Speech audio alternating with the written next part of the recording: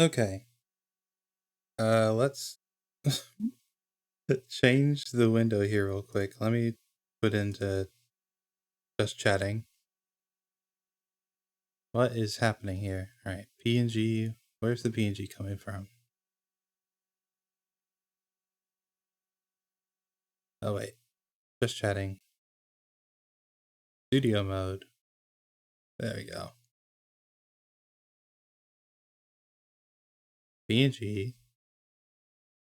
Don't need Steam showing up.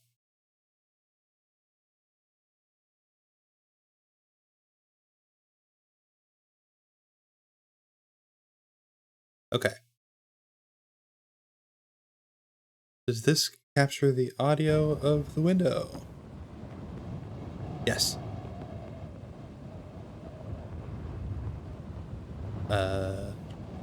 Volume test.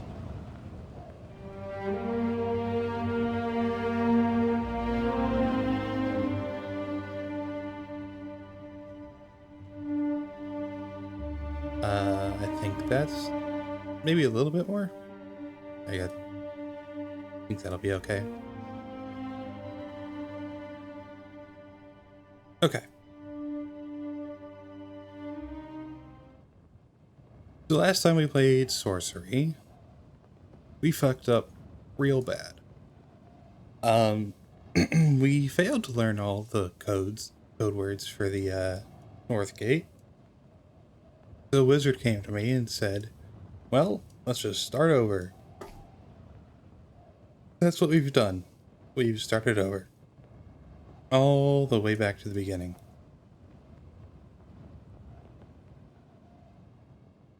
You stop out of sight, behind an outcrop, but the beggar does not look much like a threat. Wait and watch. You watch in silence. The beggar is an unfortunate soul. His head twitches from one side to the other every few minutes. He mutters and murmurs to himself. They're hiding in the rocks, sir. Hiding in the rocks. Approach him. You call a greeting and stride over, and he leaps to his feet, drawing a short stick from his cloak. Who goes there? He demands. What's your business in Kare? I'm on a quest. The man prods a little harder with his stick. A quest? A quest for what? I seek the crown of kings. Watching his face closely for a reaction. If he has one, he hides it well. Never heard of it, he replies. What's it for? He prods harder. Answer me or you'll face the consequences. What consequences? Right, you don't find out, he replies darkly. I am the city guard. No one enters Kare except through me. And then, despite his age and clear ill health, he comes at you waving his stick. I'm not going to fight this guy. I won't fight you. You are unarmed. He waves the stick close to your face, jabbing a few times, but you push the point aside with one hand. All right then, he declares. We'll settle this fairly. He tosses the sticks to one side and raises his fists. The knuckles are blackened with scabs. I still won't fight you. The beggar makes a short braying noise, like a laugh, then lamps you on the nose. It is surprisingly painful, and he's readying for another one. Step away. You step back, and with that, the fight seems to drain from him. He sits down again, suddenly sad. Very well, he moans. You're right, I suppose. I can't defend the city on my own. You'll get yourself killed. Oh no, he replies. That's exactly what won't happen. If that was my fate, it would have happened a long time ago. He shivers. You don't have any food, do you? You rummage in your pack and pull out a hunk of bread and cheese. Here. The man grabs it and eats gleefully like a wild dog. He murmurs and grumbles to himself as he does so. Come with me? You take pity on the man. Why can't I talk? Come with me. I'm going to Kare. The soldier considers your offer for a moment, and as he chews. You're sure? I know the word for the wall, but they will not want to let me through the gate. Sounds like we can help each other. He clambers slowly to his feet. A gleam of hope has entered the poor man's eyes. Very well then, stranger. A trade.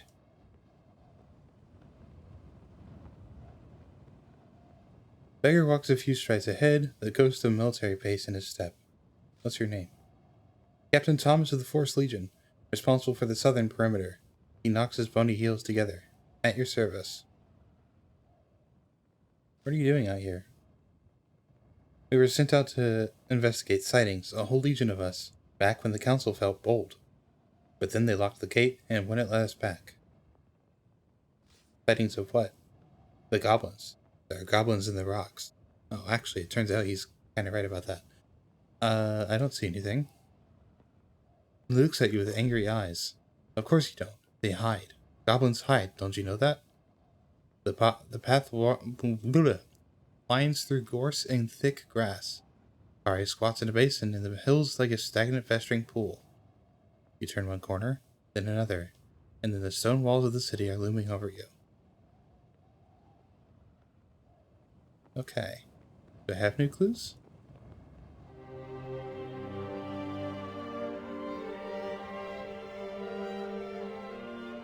Can be found blind and begging in the ruins of the fallen quarter of the city. Lord Mulus, the second noble of Kari, has been cursed and is now a living corpse who torments the citizens of Kari. And the lines must be recited in the correct order to open the gate. First Lord was given to Lord Theta, second to Shinva, third to the Lord to Lorag the Scholar, and fourth to Lord Mulos.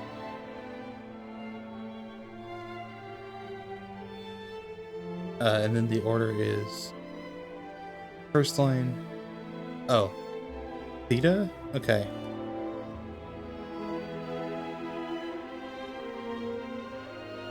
Do I know where the...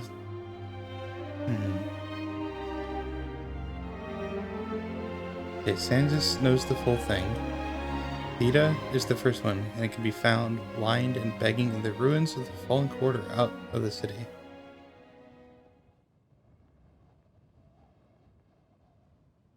There's a ghost.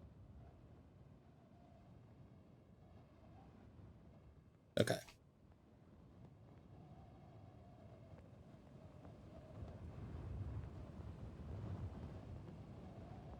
The walls weren't built to keep anything out. They were here before the goblins, Thomas.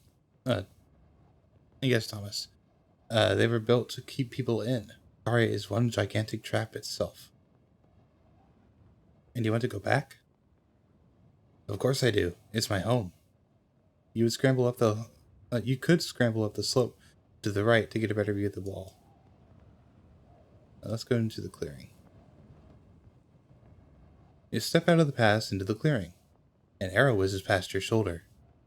You look to see a guard on top of the wall, who cocks a second arrow to his bowstring. Who goes there? Friend or foe? Let Tomas answer. You wait, and... Thomas? I think Tomas, actually. Tomas cries back, Friend! And the watchword is Cantapani. The guard pauses a moment and lowers his bow. Approach. Okay. The south gate stands before you. It is as tall as 2 men, and would be broad enough to ride 3 horses through, if only it were open. But instead it is locked, and there is no other way into the city. Luckily, of course, you have a key. Over to you, says Tomas, stepping back.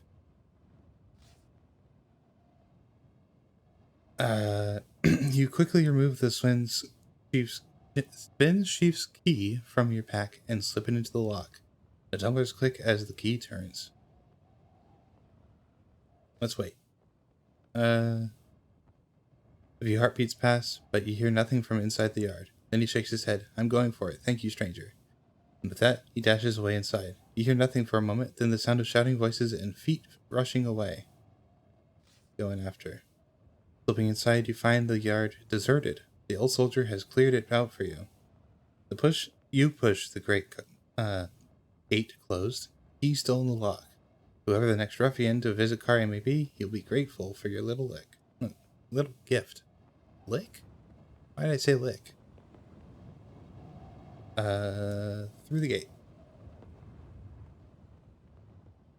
You pause just inside the shadow of the gate. To your left is a low stone building with metal bars for windows. Hurry out of the yard. You stride quickly from the gate, but you are only halfway to the road when two soldiers come. Oh, God. Strong, expert hands grab your wrist. You're dragged, pulled, and forced into the low building. Okay, let's try something else, because that's what we did last time.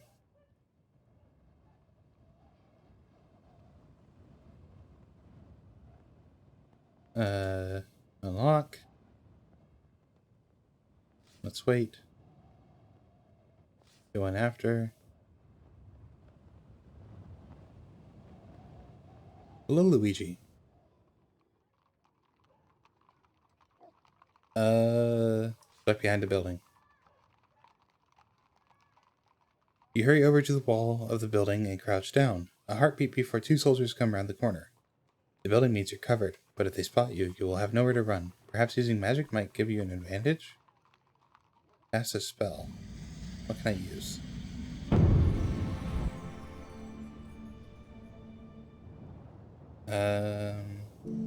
E? E? Yep. No. Pop? Requires a pebble. I don't think I have that. M? U? Mud. I don't have sand. D? E? L? Read minds. Sure. You slip the skull cap on your head and cast your spell, the thoughts of the nearest guard, into your mind, as clear as if they were your own. It seems that he has been sent by the Watcher on the wall. It also seems he thinks that the Watcher is an idiot. It seems he has a bunion on his toe and wants to get back to his dinner. The guards slide open a small panel set into the door and look through for a moment. Then they snap it shut and march away. You straighten up and hear a noise through the barred window of the stone building. A sneeze? The building might be useful. It might be a storehouse, or better yet, an armory. Standing on tiptoes, you peer in between the bars. Not a storehouse, then. The building is quite bare, except for a wooden bench on which an old man is sitting. You wave at the window, but the old man doesn't look up. He seems to be staring very determinedly at the bench. Perhaps he is asleep where he sits. Let's continue, because we know who that is. Let's move on. You don't have time to consider them too carefully. There will be more guardsmen on patrol soon enough. Okay, so either go left or go right. I think I went right this last time, so let's go left. You head off down the street to the left, which quickly enters a wide yard. There are a couple of large buildings on the far left, on the far side, and an arch leads north. You pause to look at the buildings. They seem to be a barracks of some kind. Just then a troop of armed guards appear through the arch, and you realize where you are. You have stumbled into the training ground. Approach the guards. You stride right up to the guards. You there, you declare. Why wasn't there anyone to meet me at the gate? The man looks baffled. What gate? Who are you?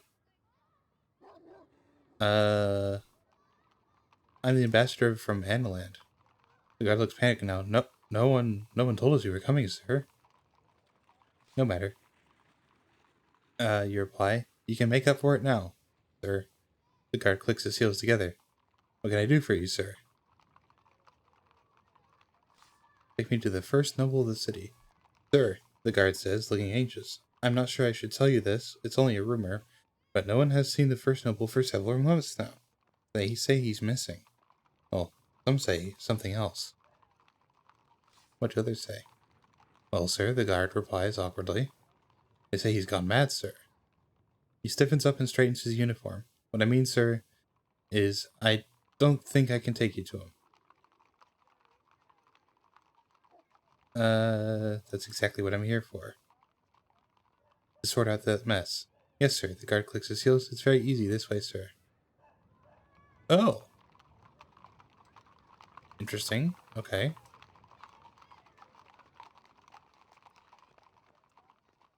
The guard marches along the road, and you follow until you reach the top of the south yard gate. Sir, I can't leave my post, sir. the guard says, but if you follow this road, you'll find your way into Kare. And from there, the quickest route into the center is the main road through the fields. The guard answers, avoids the less pleasant areas of town.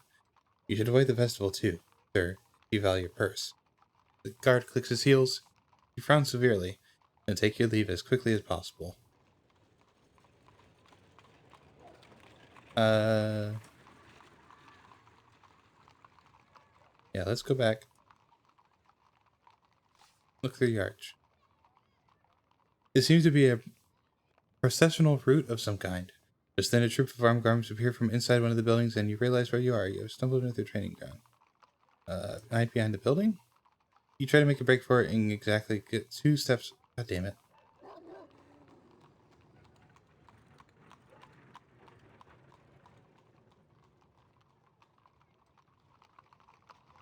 Okay, can I do anything, or is that everything I can do here? That might be everything I can do here. Alright, let's just go to the junction. And go right.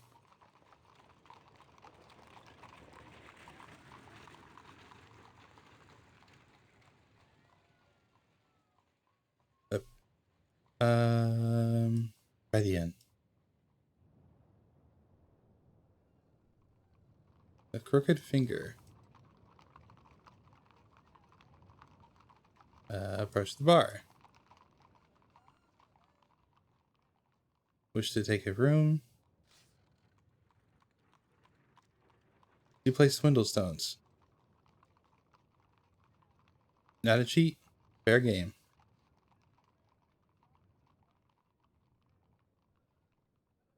Bet 4 gold pieces. Alright, roll dice. Here we go again. A 4, a 4, a 1, a 4, and a 3. Jeez.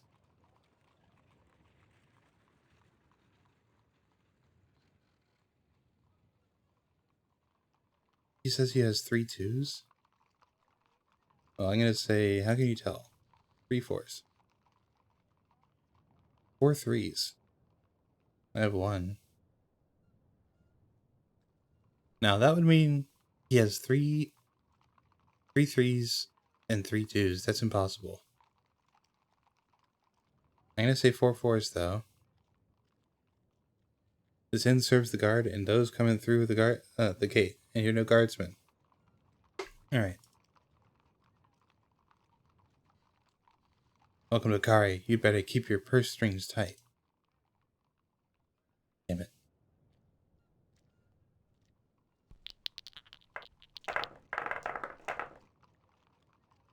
One, and a 2. This place seems very empty. Till night tonight, that's all. Okay, 2 4s. About 3 1s. Welcome to Lower Kare, the poor end of a poor city port.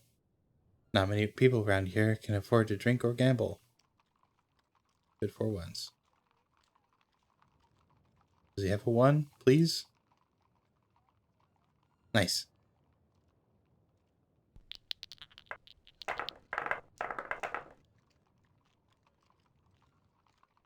Kari for a while, you are.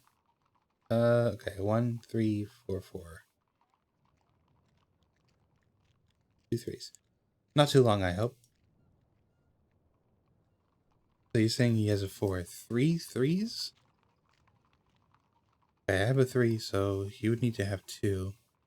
That's totally unbelievable. Let's see what festival? 3 4s.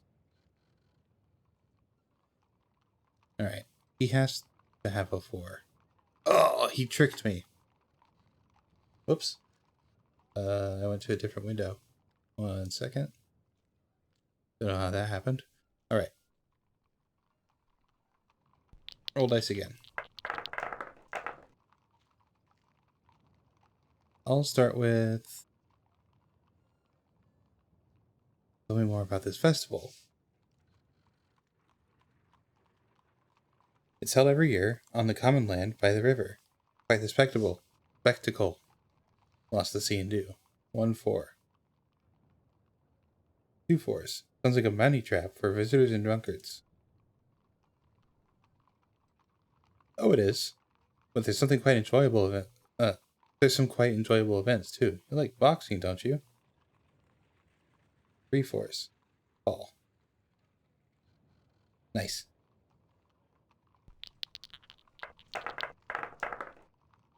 4 1 and 2. 1 4. Try 2 4s.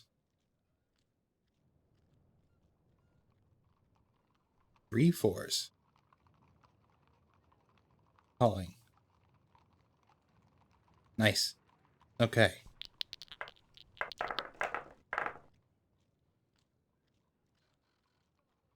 A 3, a 4, and a 2. Let's say a 1. A 4. 2 1s. 2 4s.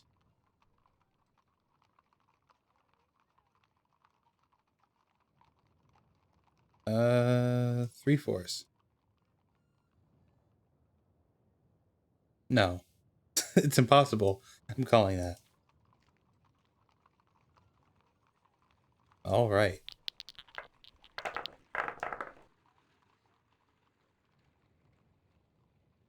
A 2? I'll say 2 2s. Well, the problem with that is that there are no 2s. And I'm calling that. Yeah. Alright. Win, don't I? You collect your gold from the counter once more, and the innkeeper reluctantly counts out another 4 into your palm. That was unlucky. It happens. I'm gonna try. Another try? I played enough. Alright. Now I can pay for a room. And sleep. Eat something. There we go. Eat a quantity of your peas and bread, and settle down to sleep. The sounds of the city drift to you on the night air, shouts and screams, and the occasional distant howl. You doze fitfully, turning over in your mind what the torn note told you about of the 4 spell lines required to open the north gate. Your dreams, when they come, are of the wall, like a towering monster drenched in moss and slime. The gate is wide open maw. Its wide open maw. On its back is a host of guards, chanting a mantra too quietly for you to hear. As you watch, it reaches down with fingers made from flagpoles and skewers the old beggar man, lifting him flailing into the air. As you make your way inside, guards appear and disappear from holes in the ground like burrowing moles. It is as though you can see the crown sitting in the dust on the far side of the north gate, so close and yet out of reach. Okay. The next morning. You feel better for a night's rest. Going downstairs, you find the bartender miserably counting coins in the bar. Anything, he asks? Directions. The innkeeper laughs. Just follow your nose. Everything in Kare stinks. They'll take you where you need to go. You shake your head at his useless advice, and you take your leave of the inn.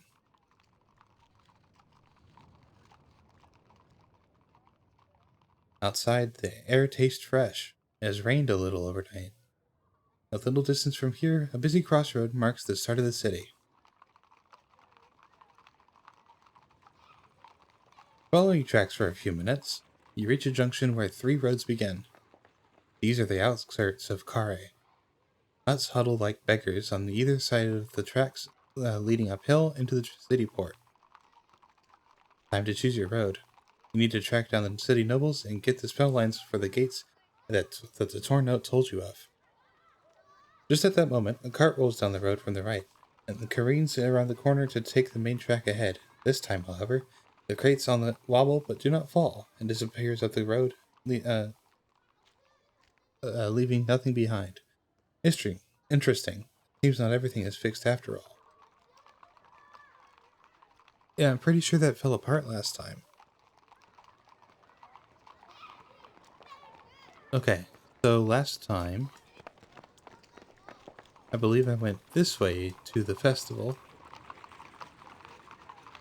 Let's go to the left.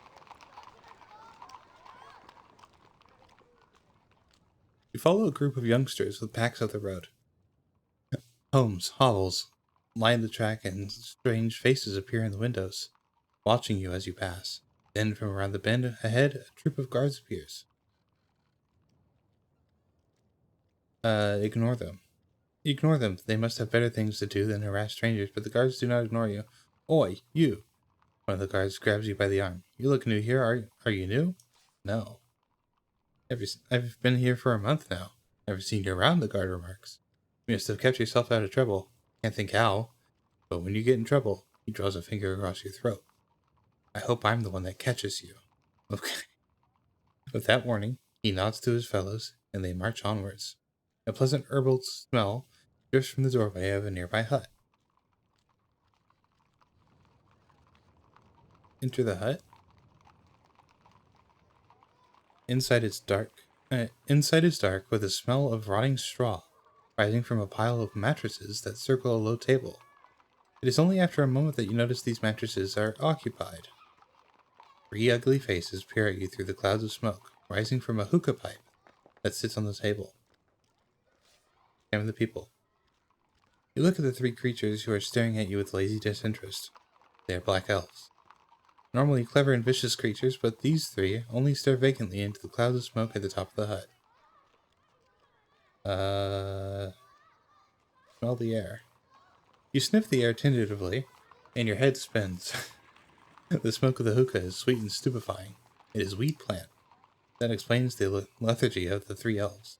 One of the elves takes a long draw of the hookah pipe, then sighs and settles back on his mattress. Talk to them. You turn to the nearest elf and nod. Greetings, you say. The elf nods back in return. I want to ask for your help. The elf nods deeply in reply. I hear the north gate is locked with a spell. The elf nods a 3rd time, more profoundly now. I'm on a battle mission. The elf nods once more. It's only then that you realize he's asleep. This is useless. The smokers are too confused and vague. There's something else. Leave this place. The atmosphere is putrid. You go straight back into the fresh air and then continue up the street.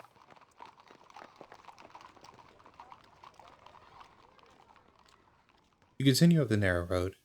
It's packed either side with mud brick hovels, but most are deserted. A few creatures pass by, heads turned down. They do not look at you. This part of the city port is barely habited, and certainly not somewhere the nobles would be found.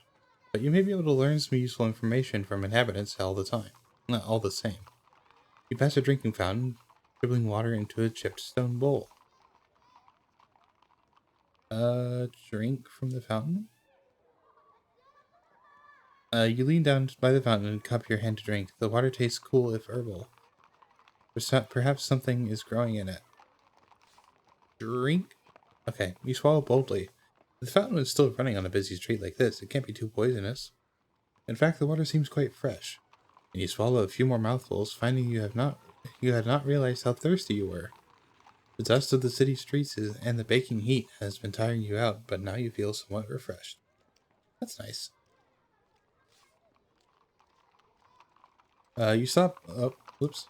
You stop a stooped orc-like creature. I'm looking for the nobles of the city. You find them, the creature replies. Tell them we need. Oh, never mind. There's no use in it. The nobles don't listen. Thieves and villains. That's how we elect them. The creature replies. I don't know why we should be surprised when they steal money from the city to build bigger houses for themselves. Do any live near her? Near here? Lord Mulas lived up on the rise, it answers, pointing away to the north. In a huge place. He's almost dead now, of course. Everyone was so angry when he showed up as a corpse that they tore his house down. There's only a fish pond left. The creature looks somewhat uncomfortable to be talking to you. I'm looking for the shrine of slaying. At once, the creature seems to brighten up. I love slaying, he answers with genuine enthusiasm. Though I've been there once a week for the last year and never seen anyone attempt the impossible question. I'd love to see that. What do they attempt? Everyone tries the easy question, and usually get it right.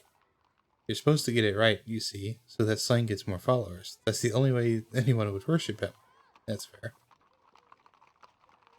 I'm heading for the North Gate. The creature nods sadly. The North Gate. I heard about that once. You've never seen it? Oh, no. No one really goes there. I think maybe they took it down? But then I've never been able to afford to cross the river. Is that expensive? I don't know, the creature answers. It's all relative. Excuse me, I have to be going. With that, he shuffles away. There's nothing else to do here. You continue up the road. A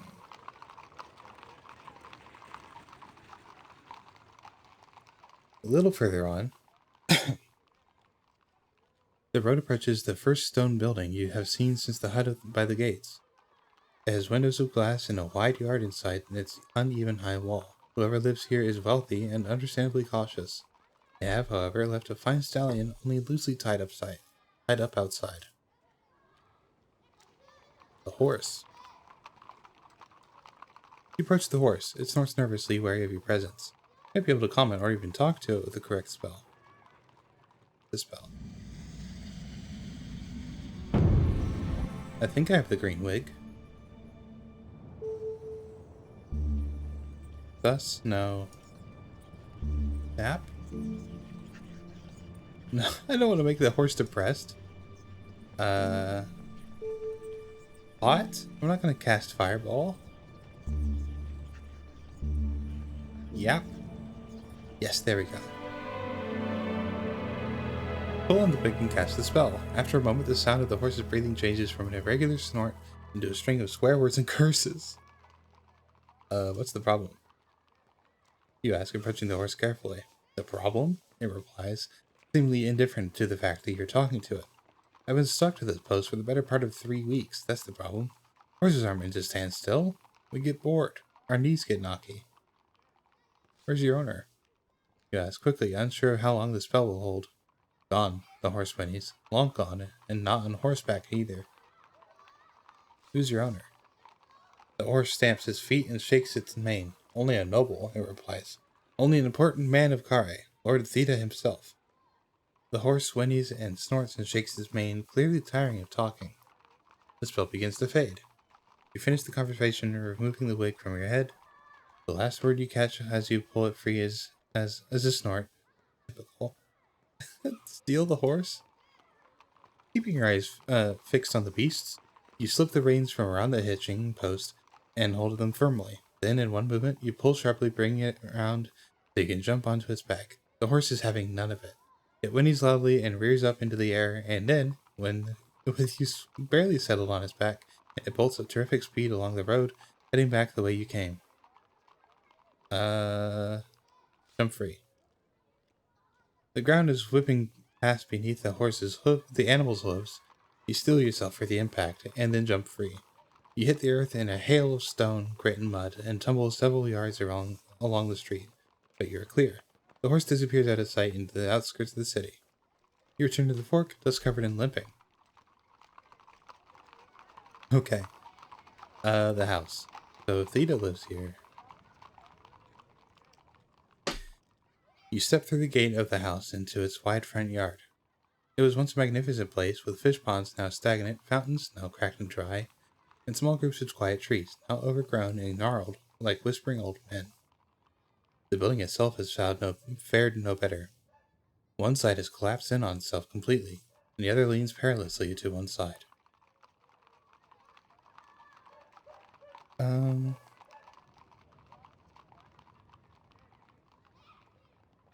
You pause to look around at the trees and shrubs, and that's when you notice 2 gleaming eyes staring back at you. A giant bat hangs upside down from one of the branches, watching you. Walk on by? Oh. You hold the bat's stare for another moment, then walk on. But the rustling of the leaves behind you is pretty clear, and you spin around in time to see the creature coming at you with its talons drawn. Draw your sword quickly and engage the creature. Let's just go all out. The bat's great wings buffet at your face, making it hard to see. You swing out wildly, hoping to chop it from the sky, and the bat dodges back, cutting with hooks at its wingtips. The giant bat tumbles backwards into a tree in a crash of branches. Let's defend. Yeah. Drop into a crouch, the giant bat comes at you furiously, but you push the blow away. You escape mostly unscathed. By 5.2? Yeah. You wait for the creature's wide wings to open and then you strike. Pushing off its tree trunk, you thrust forward, catching the giant bat wide open. The bat is flying erratically now. It flaps its wings threateningly, clearly trying to frighten you.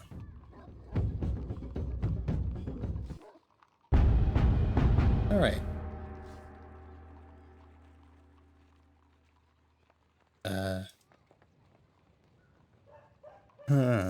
I guess just approach the house. The front door is as wide as 2 men and stands imposingly sealed.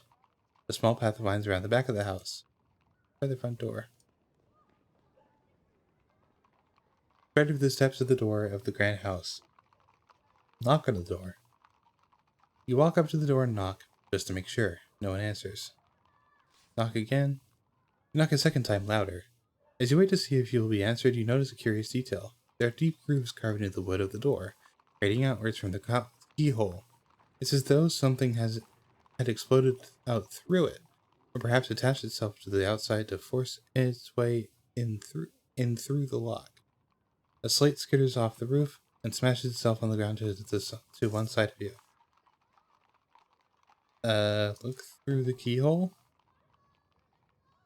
You drop to your knees and put your eye to the keyhole. At first you can see nothing, and then the darkness inside begins to take shape.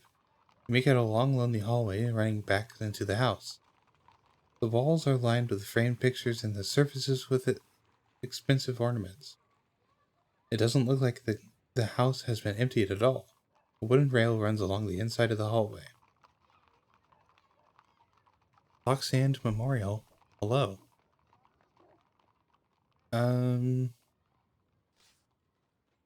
Locked, of course.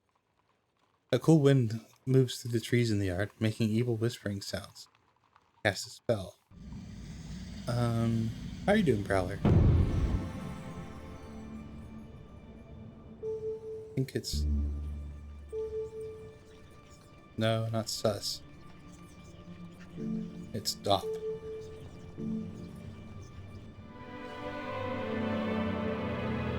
But a locked door is of no consequence.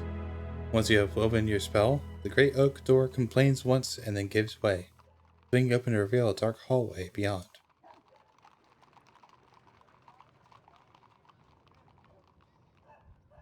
You step inside the great stone house. A cold silence descends, quite different from the dusty heat outside. This place feels like it has not been lived in for decades, although judging by the lack of dust, it may not have been for quite so long. Floorboards creak underfoot. At the end of the hallway is a sealed door. Then a cheek of light just visible beneath the frame.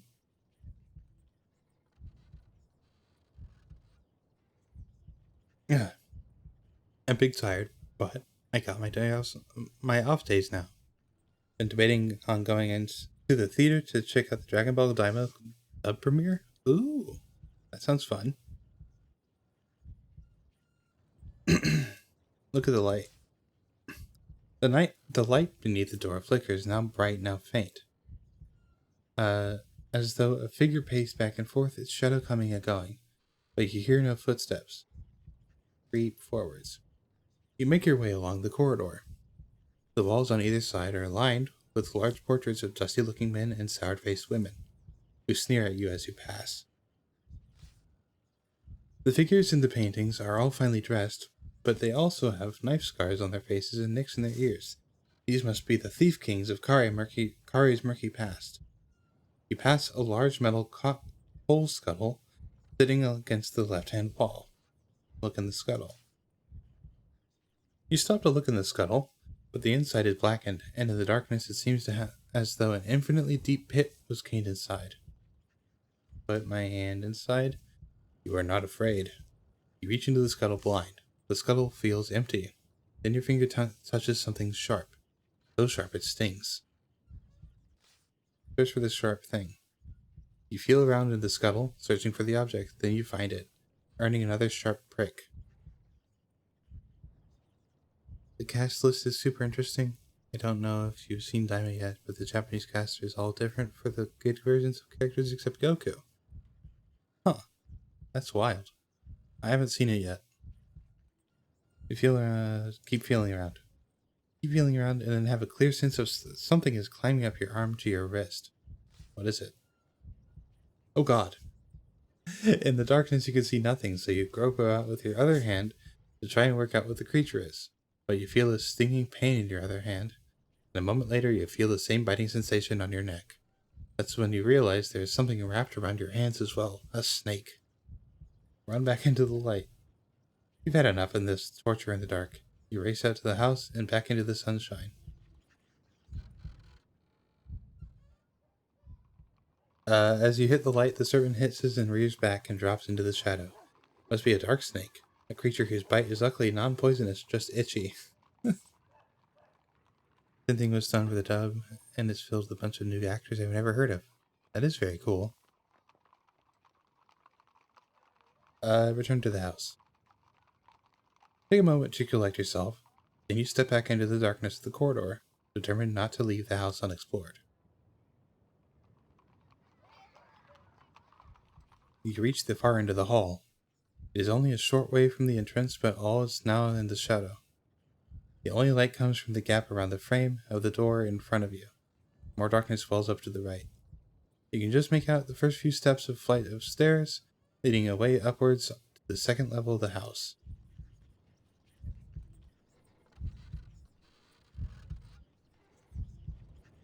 I can hear a heartbeat. That's weird. Pray for healing. Thank you. That was 5 points. Nice.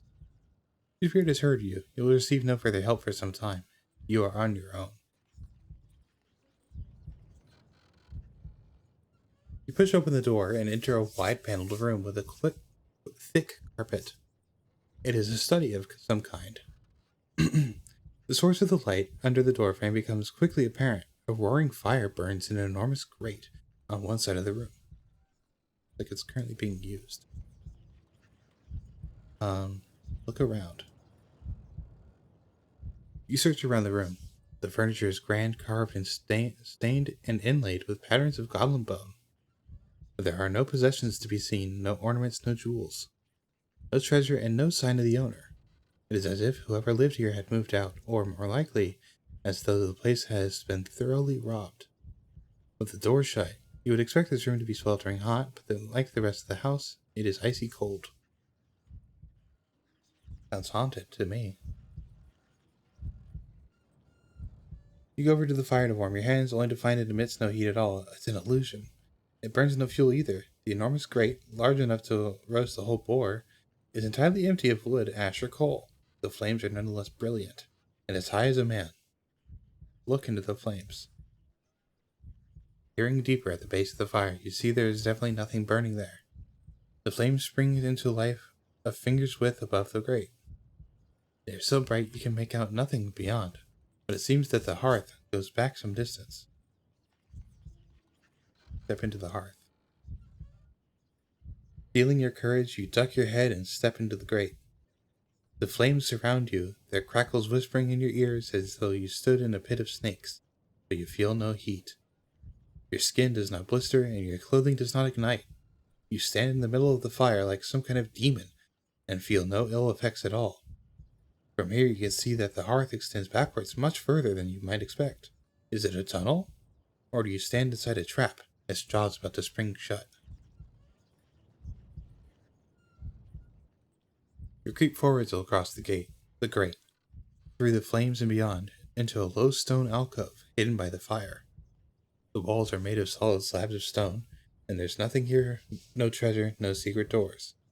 On the far wall are a strange set of markings, a series of long grooves like scratches, radiating outwards from a small hole. You run your fingers through the grooves in the stone wall. There are a lot of grooves. They are a lot like the grooves you saw around the keyhole of the front door. They've been carved lightly and roughly. with a dagger point rather than a chisel, perhaps. The small hole at the center is much more cleanly formed. Put one finger in the small hole, you cannot find the bottom of it, and it seems polished and smooth. It looks like the bolt hole you might find in the stonework of a fortress doorway, except for its position in the middle of a blank wall. Keyhole? Look through your pack for something to use as a key. Insert the pipe. You slip the bamboo flute into the small hole in the back of the fireplace. There is a click. For a moment nothing happens, and then very slowly the stones begin to move. A passageway has opened to your left. That's cool. Alright. You peer through the secret passageway, but you can make out nothing but darkness beyond. You'll have to go inside to find out what you have discovered. Secret room. Slipping through the narrow opening, you find yourself in a slightly wider space. The walls are cool stone and there are no windows, but the room is not dark. In one corner, an idol stands on a small shrine lit by 2 candles which burn with thin, cold flames. This place reeks of death and decay. The shrine is covered with thin, blood-soaked strips of cloth. The shrine is poor and cheap, unlike everything else in the house. It seems to have been hastily built out of uneven stones and a plank of wood. The small statue of a fat god that sits on it has been molded from humble clay. That's slang? Korga. Okay. Must have been a local deity. At the base of the statue there is the name Korga. Above the head is a plaque with a short inscription, and on his face are painted 4 red dots. You glance behind you, suddenly terrified that the secret door might swing shut and leave you trapped in this place. Oops.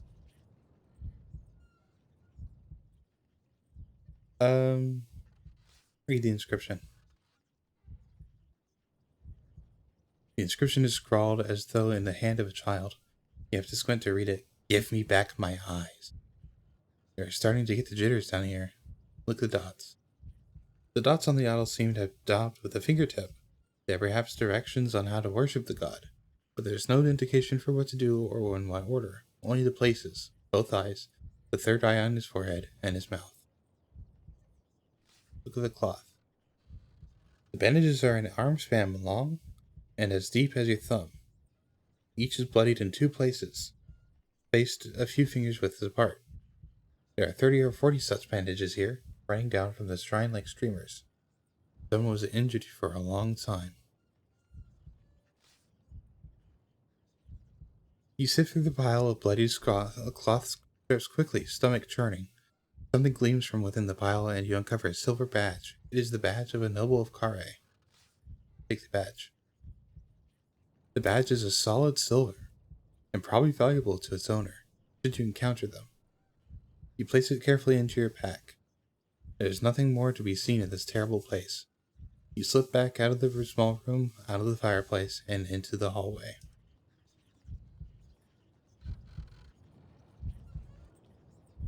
Okay. Compared to the little room you just left, the dark and empty hallway seems welcoming and friendly, but not so much that you plan to linger. Let's go upstairs. You place your foot on the first step of the stairwell, and suddenly it begins to move. Is it alive? Some kind of thin, flat beast, or is it a trap? Stay still and try to balance. You stop dead still, and as the stair moves underneath you, and to try to balance, it is not easy. You are definitely rising into the air and curving around the bends in the staircase as you go. As you reach the top, you see a corridor appearing, almost close enough to jump for. Wait a little longer? You wait a moment longer. The stair beneath your feet continues to rise. What will happen when it reaches the top? Will it crush you against the ceiling? Wait. You hold your nerve and wait a moment longer until the step reaches the top of the stairwell, and then it stops. You step easily onto the upstairs landing. An escalator. That's funny. Look around. You are on an upstairs landing with doors on either side. The library and the bedroom for the library. This is a library in darkness. At the far end, a pair of eyes stare back at you. Who's there? The creature at the other side of the room makes no reply. In fact, it makes no sound at all. The distant eyes have not yet blinked. Look at the eyes. Stare it out. You step forward boldly, your own eyes fixed on those across the room from you. They do not blink. They do not even move as you approach. You raise your hands to indicate you mean no harm. The eyes do not react. Then you see why. They are the eyes of a large portrait that hangs over the far wall in shadow for it, but for a dim sunbeam falling through a gap in the roof above. That's creepy. The painting is of a proud and stern-looking man dressed in loose leather armor, with a serpent emblem stitched along the length of one arm. The painting fills the entire wall of the room and must be twice the height of the man who posed for the likeness. Look at the man. You step back a little to regard the man in the picture. The most striking thing about him are his eyes, cold and cruel. They seem to gleam with cunning and the will to survive. They are the eyes of a man who would harm you if it suited him, knowing full well what it was he did.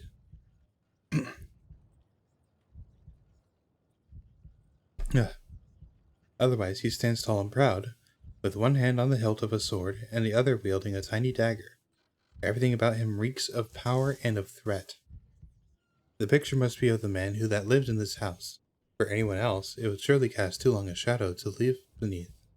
The eyes of the painting seem to follow you as you move. Look behind the painting. You raise one corner of the frame from the wall and peer up behind it, but it's too dark to see if there's anything there. Lift the painting down. You grab the base of the painting between outstretched hands, then heft the frame up and off the hook that holds it to the wall. There's a moment when you think you have it under control. Then you are holding the true weight of the picture and begin to stagger backwards. Try to balance it. Oof. You backpedal across the room, trying to keep your balance. The painting threatens to topple at any moment. If you can just get turned around, you'll be able to lean the painting against the wall. Backwards and to the left, or backwards to the right? I think backwards to the left. You step backwards to the left, then bring the painting down to the floor to rest safely against the opposite wall. Look at the back of the canvas. Ooh, okay. So this is Theta's house. With the painting tilted against the side wall, you are able to slip around and look at the back of the canvas in the weak light that trickles in through the door. It is unremarkable. With just a single inscription near the middle of the canvas, Theta, 7th Noble of Kare. The painting looks like a noble, alright. Or at least it looks like the painting of a noble would have had made of themselves. But even if this was once Theta's house, it looks like he has long since left. Look at the end wall. Look over the wall where the painting had hung, but there is nothing else of interest, just a dark outline. Okay. You return to the top of the stairs. Bedroom? You step through the doorway into a simple bedroom. The bed is unmade and looks as though its owner left in a hurry. Personal effects are scattered all over the floor, as if the place has been ransacked, which it probably was. A cane leans by the bedside. You see nothing else of interest. Look at the cane. The cane is a simple straight stick, with a leather loop at the top to slip around the wearer's wrist. It does not look like any sort of weapon, and it does not appear to be magic. Take it. You take it, although you cannot think what it might be for. A second door leads further into the house, or you could return to the stairwell. The further door leads to the bathroom. There's nothing in it, not even a mirror, only a gap where one used to hang. The only fixture is an empty iron bathtub in the middle of the tiled floor. Look under the bath. You crouch down and peer under the bath. Something darts at you from your face and you leap back. Look again. You crouch down again and peer under the bath a second time, just in time to see a rat disappearing through the crack in the floorboards. You head out of the small room.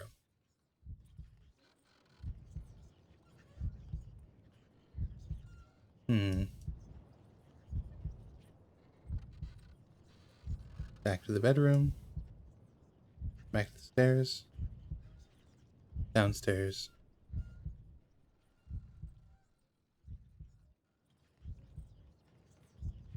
Leave the house.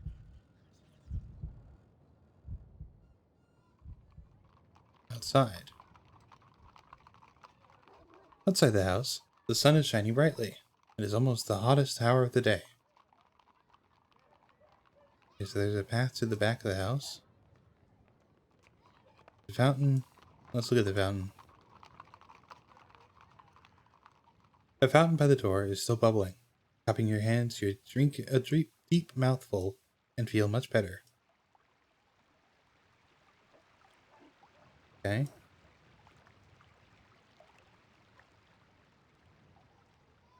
You follow the path around the back of the building. The rear is simply boarded up and secure with no new ways that you can see. There's a low stone wall partially ruined, through which the path continues, turning into a track that runs through the fields.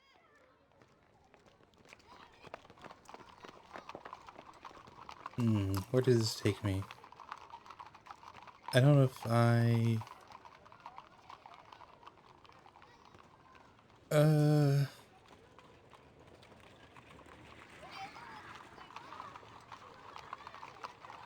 Let's go back to the yard. And then leave out through the front.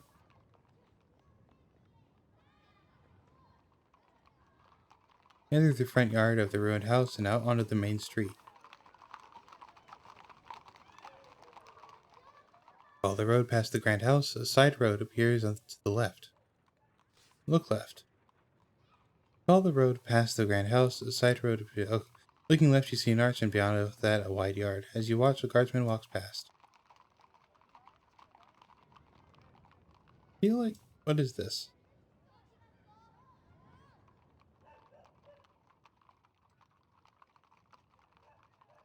Oh,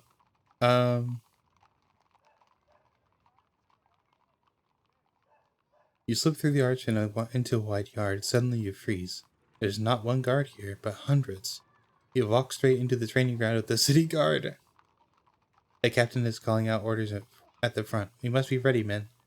The council is nowhere to be seen. The city is leaderless. And all our intelligence says that tonight is the night that Vic and his teeth will try to take the city.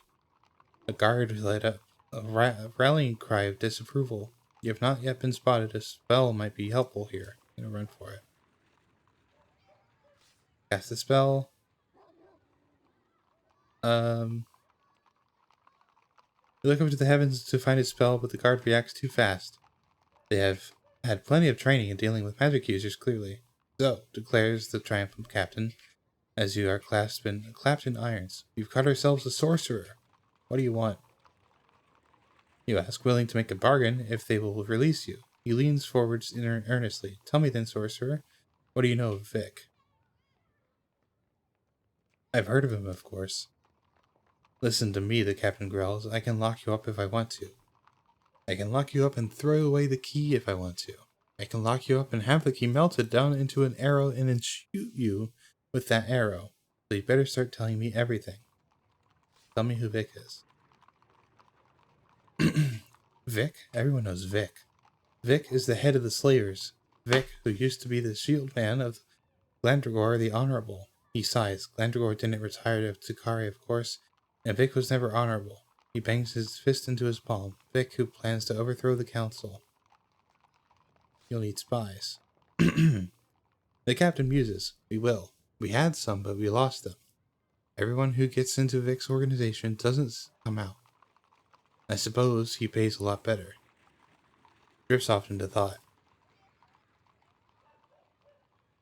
He gestures to his men to undo the irons on your wrist. But don't go wandering into city guard barracks again. It's a sure way to get yourself thrown to the stocks. With that, you're escorted back out of the yard and onto the main road. Okay.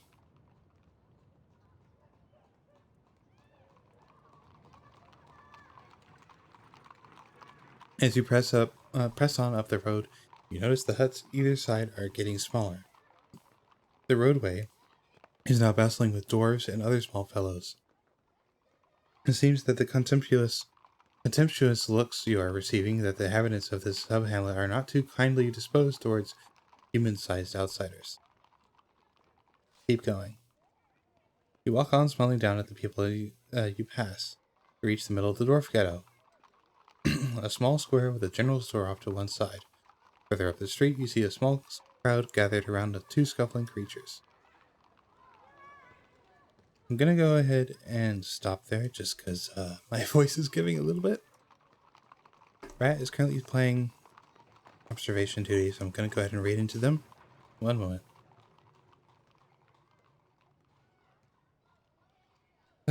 Let's see.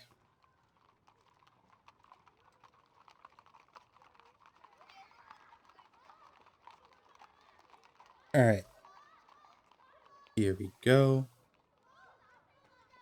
Thank you all for being here tonight. Made some good progress eventually on Xenoblade Chronicles. I'll be returning to that after finishing up Act 2 of Sorcery. But probably not live tomorrow. Need to take a break and just do other stuff. But I will see you guys around. Say hello to Rat. Have a good night. I'll see you later.